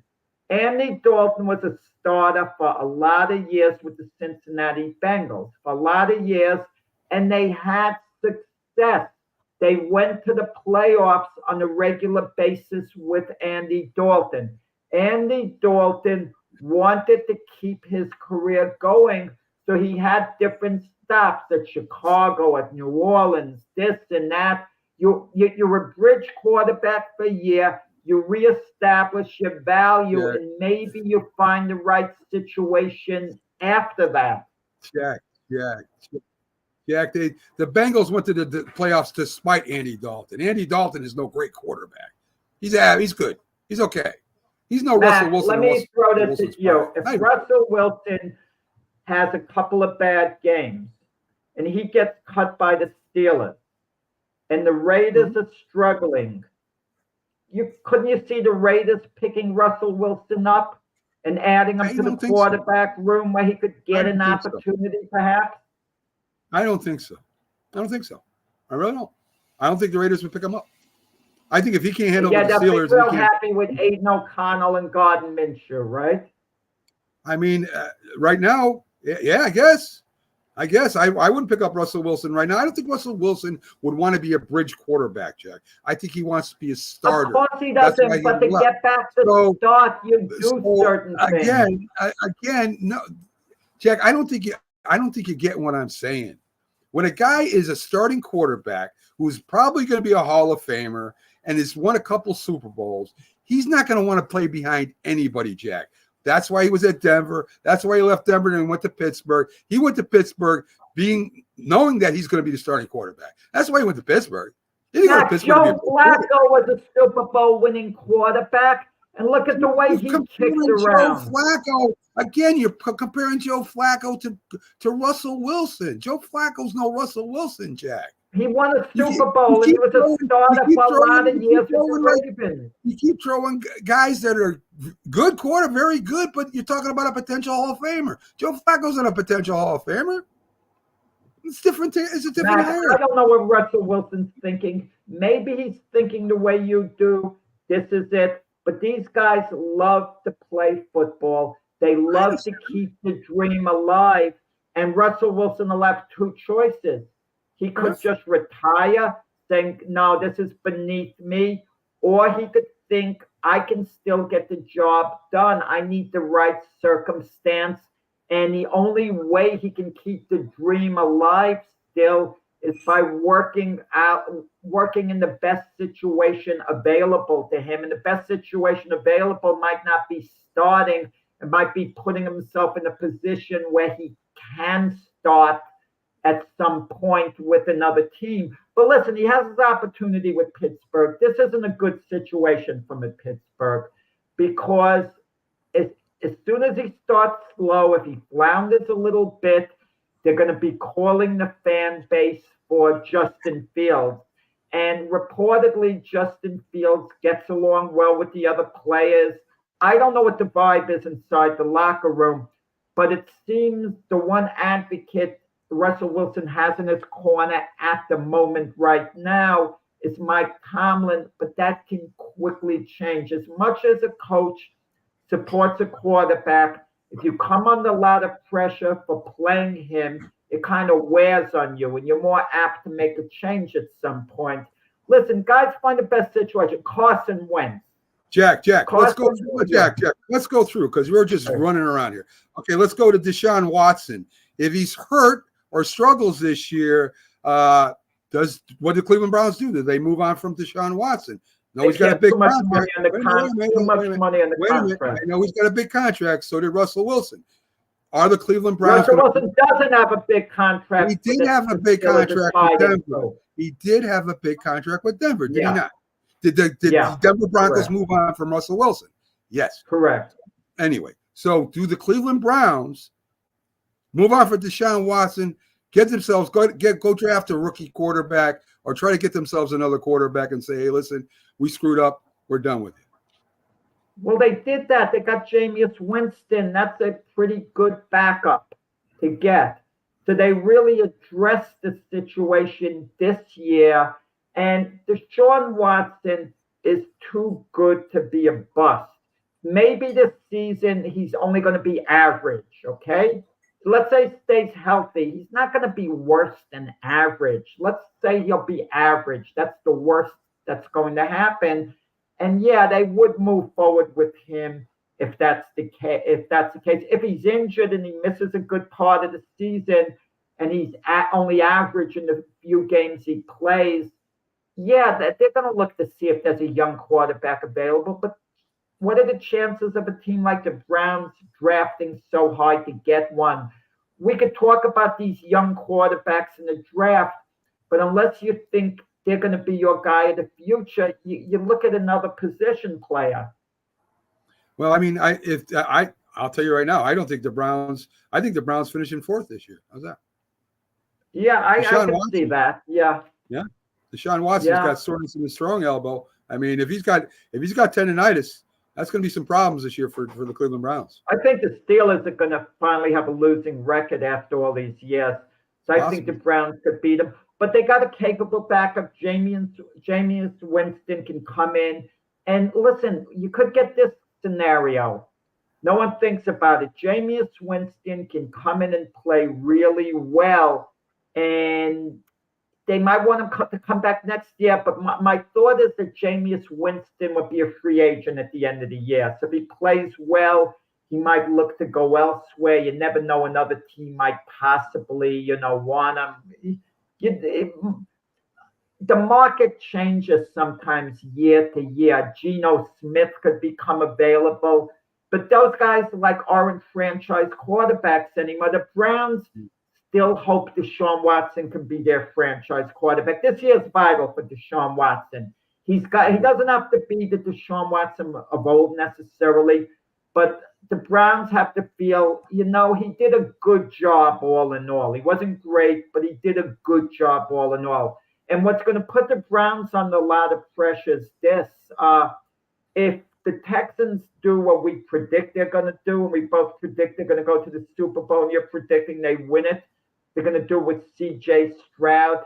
It won't make Deshaun Watson look good, and Cleveland look good, unless Deshaun Watson, of course, himself, it really, gets back to form.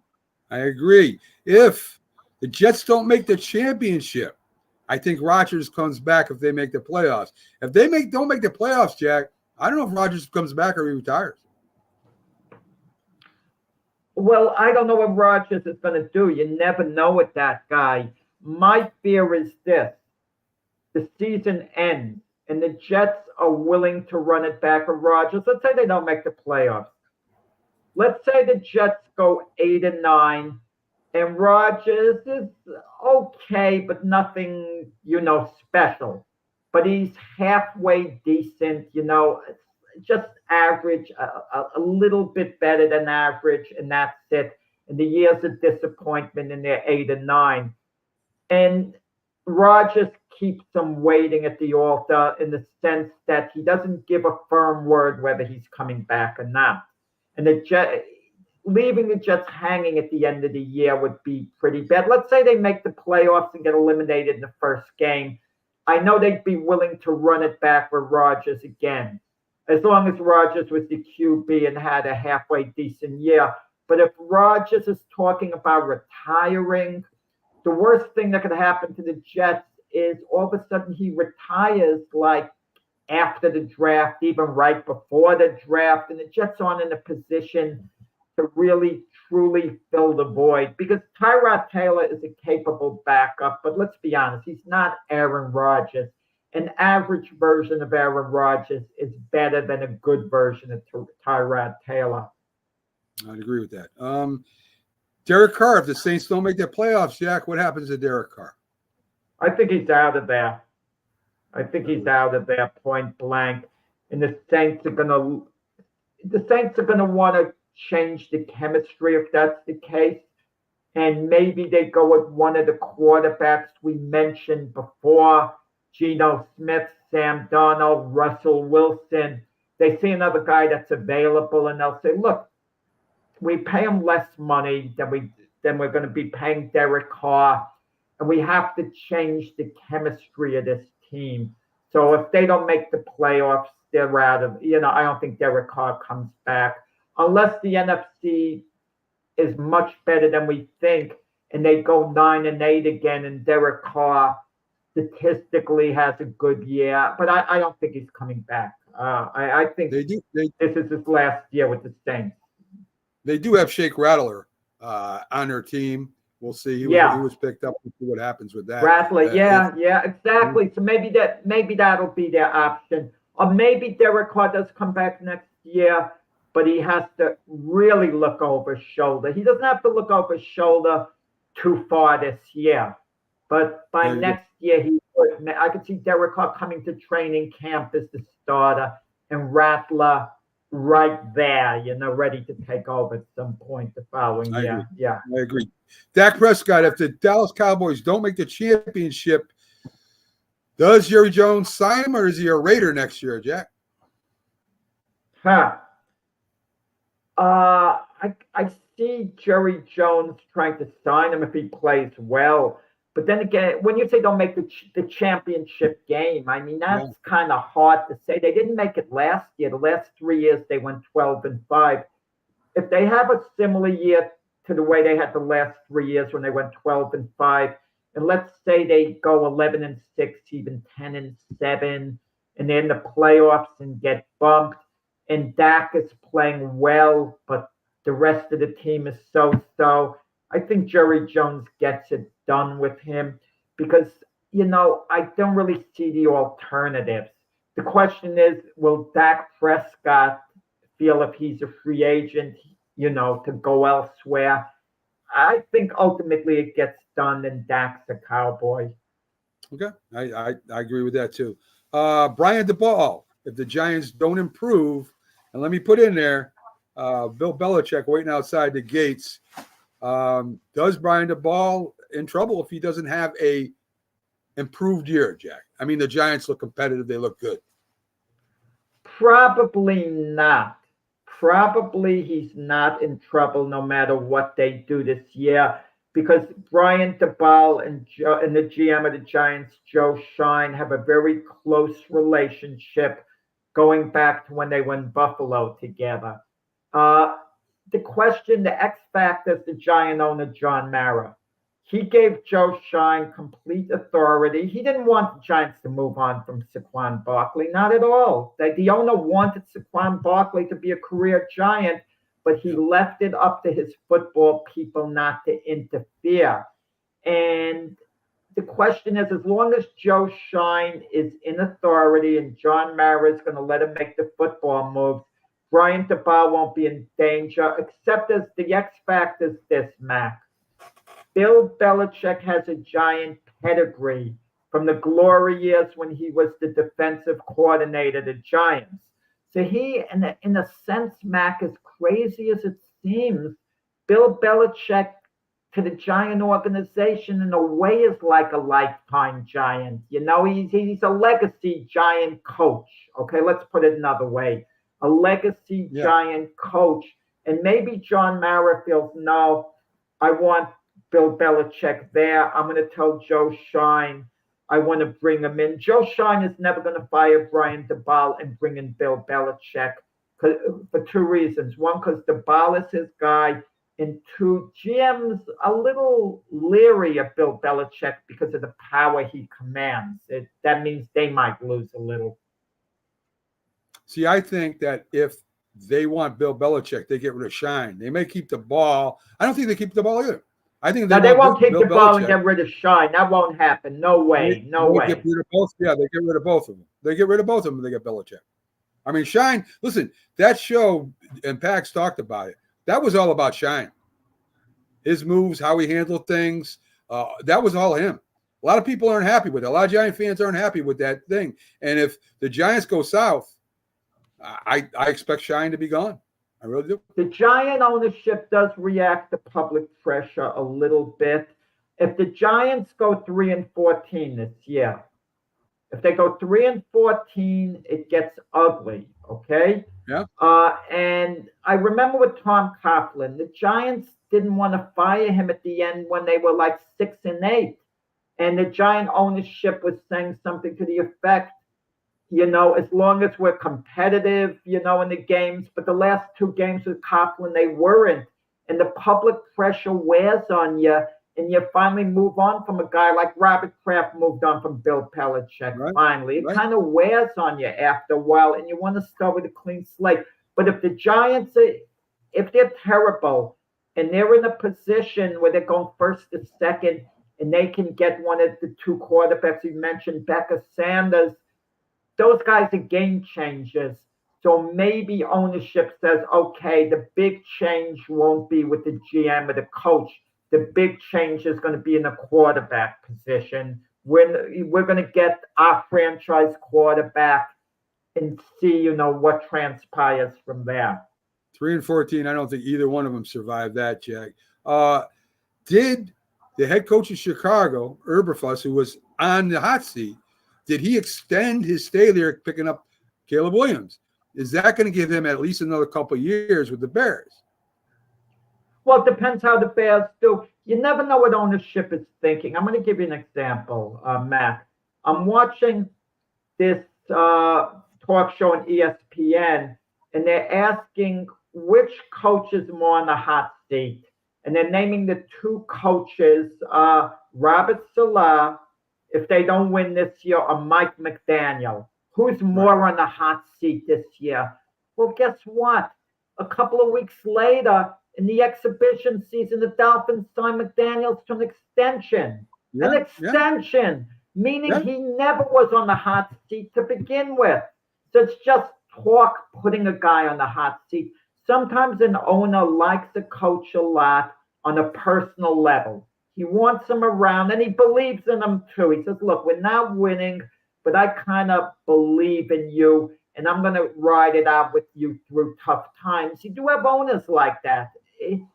But with Eberflus, I don't know what ownership thinks of him. They gave him an infusion of young talent in the draft, you know, with Caleb Williams, Roma Dunze, and all, and different signings, free agents. I mean, they have a great receivers room. Yeah. But if the team goes 5-12, you know, and there's bickering, things change quickly. Is he on that? I don't think he's on the hot seat right now. I think the Bears might be able to absorb a 7-10 season, and for him to come back next year.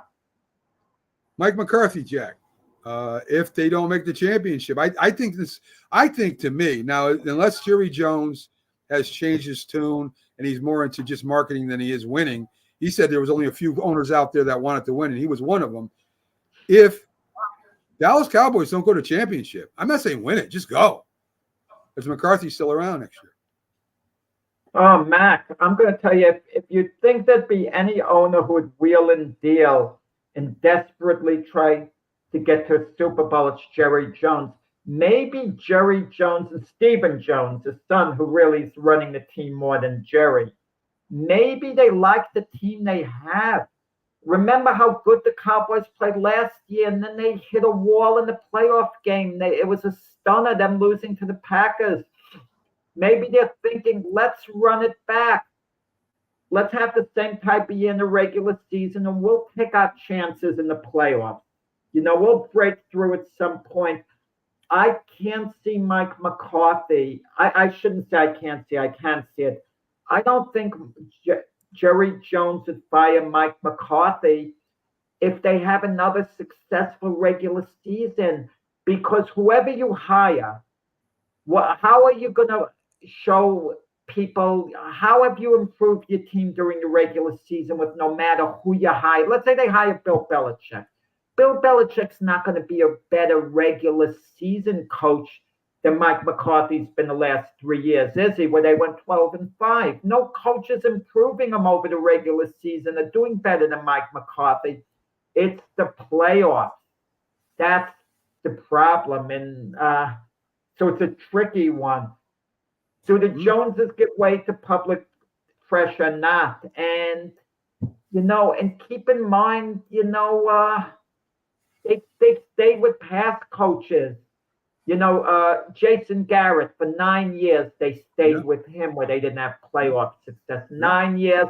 Finally, they moved on from Jason Garrett when his team lost the last 4 games of the regular season and they just missed the playoffs. They didn't want to move on from Jason Garrett, but finally the Cowboys were pushed to a wall and the Joneses had to make the move.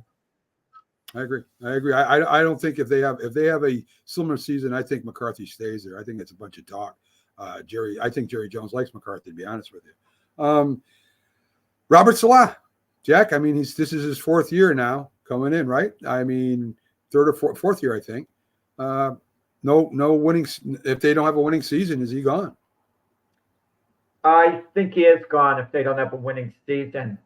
Enough's enough. He got a pass last year from Woody Johnson. They were disappointed, ownership. They went 7-10. They had certain games where they weren't really competitive. But even if Aaron Rodgers got injured again, I mean, with the defense they have, the acquisitions, I mean, they've got to make the playoffs, logically speaking. If they go 9-8 and don't make the playoffs, I think he's gone. If they go 10-7, make the playoffs, lose the first game of the playoffs, more likely than not, he's coming back, and that's not even a certainty. But they've got to have a good year. They don't have to, I feel, necessarily even go to the AFC Championship game, but they have to make the playoffs. And I think with Salah, the line is in the sand. Make the playoffs, you stay. Miss the playoffs, you go. It's not being said, but I think that's an understanding to, a large degree. If Salah did leave, if he got fired, he's a heck of a defensive coordinator. I mean, someone would be smart to pick him up, and I could see Salah being given a second head coaching job at some point if they just let him go.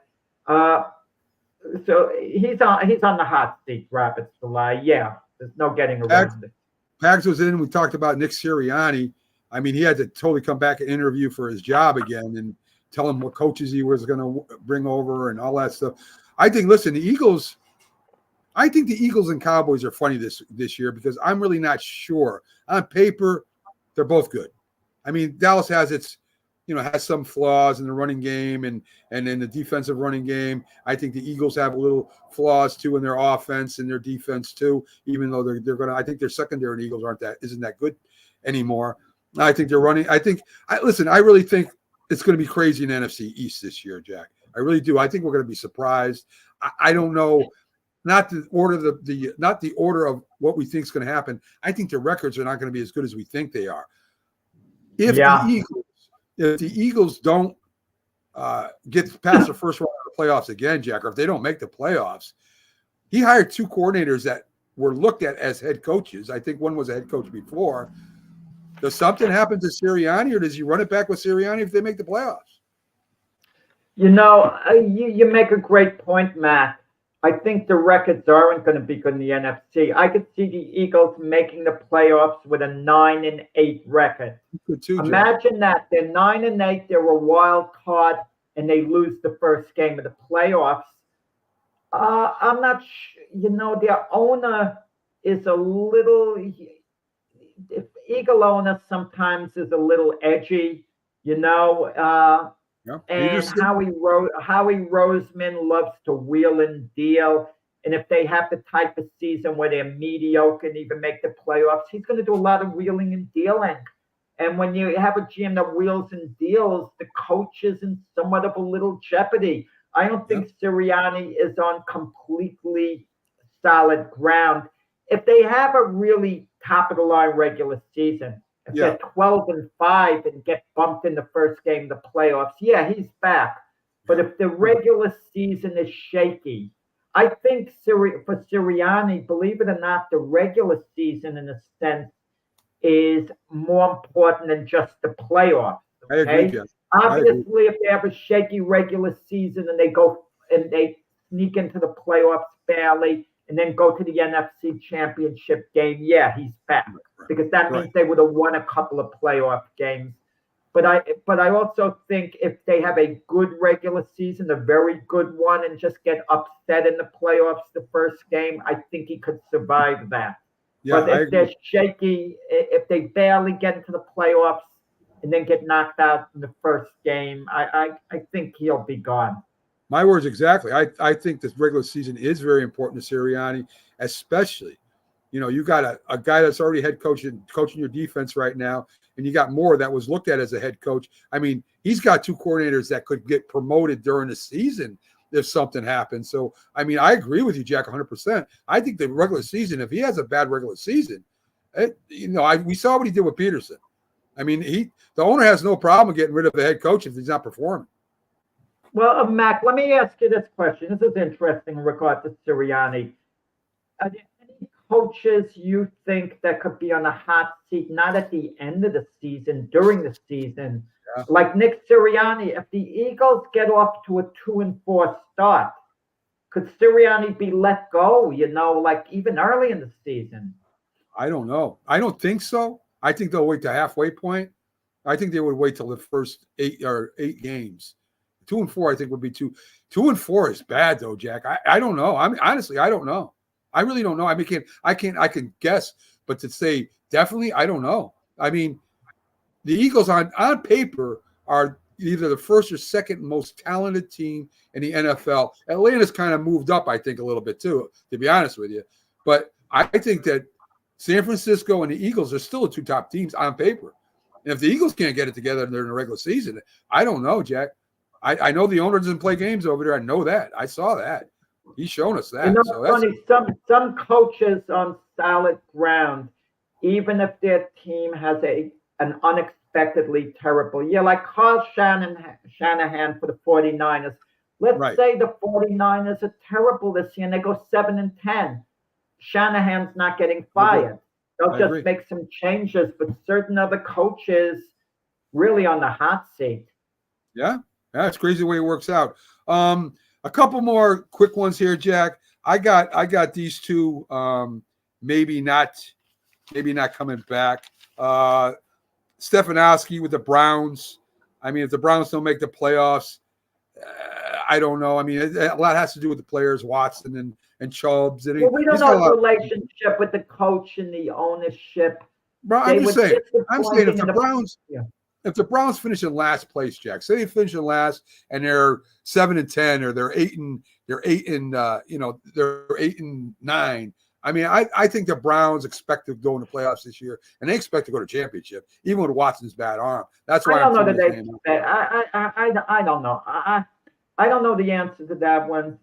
You know, at Cleveland, you know what the mindset is with the front office, but obviously.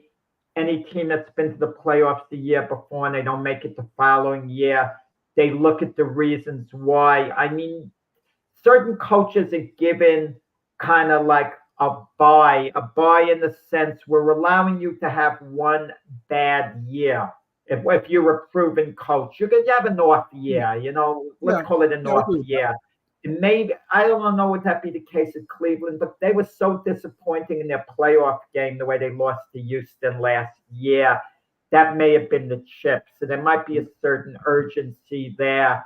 Yeah, we got to get back to the playoffs and, at least win a game.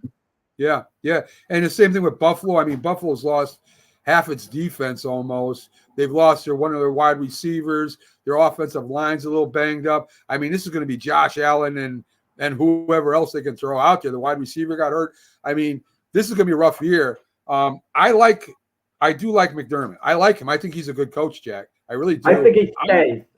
I think he stays. I was just going to say that. If they go 6-11, I think he stays. How's I that? do too. I do too. How's I that? agree. I think he stays because he's had a really good program there. And sometimes, you're in transition, you're rebooting, and you have a losing record. I think he stays. Everyone talks about coaches being on the hot seat, but who are you going to replace them with? A case in point.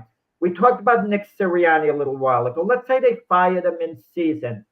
Who might they ask to be the coach there? Vic Fangio, Yeah. who already was, but Fangio was already a head coach and didn't cut Right. it.